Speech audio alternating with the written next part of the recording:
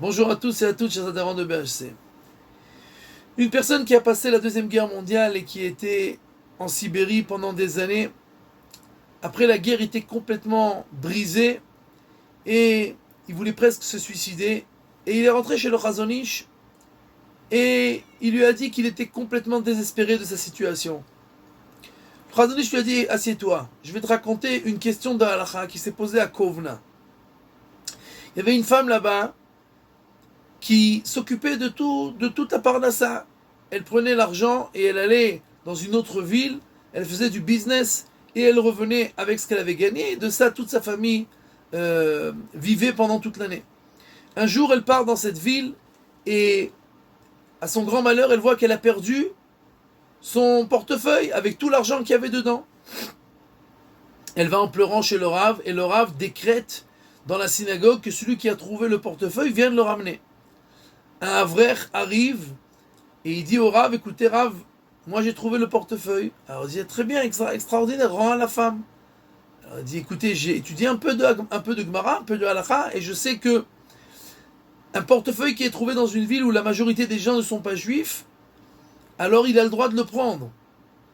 Parce que la personne qui l'a perdu, ou Mityaesh, il se désespère de cette chose-là, puisqu'il sait qu'il n'y a pas de loi il n'y a que dans la Torah où on est obligé de rendre une perte.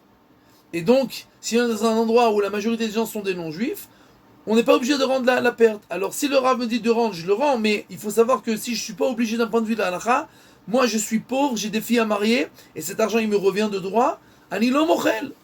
Je ne veux pas le rendre. Le Rav ne savait pas quoi faire, le Chazon Ish pose la question à Avrer: alors qu'est-ce que tu en penses? Il dit: la pauvre femme, vraiment il a raison. Il dit: t'as raison, et le Rav aussi pensait comme ça. Ils ont envoyé la question au Rav Yitzhak Elchanan de Kovna, et il leur a envoyé une réponse immédiate que il est obligé, minadine, de rendre l'argent à la femme. Alors on n'a pas compris, c'est Milfi Mishorat Adin, peut-être je comprends, pour être un homme bon, il doit le rendre, mais minadine, d'un point de vue de la loi stricte, il est obligé de rendre, pourquoi? Et le Rav Yitzhak Elchanan a expliqué: cette femme elle est mariée, l'argent il lui appartient pas, il appartient à son mari. Or, pour que quelqu'un se désespère de quelque chose, il faut qu'il soit lui le propriétaire.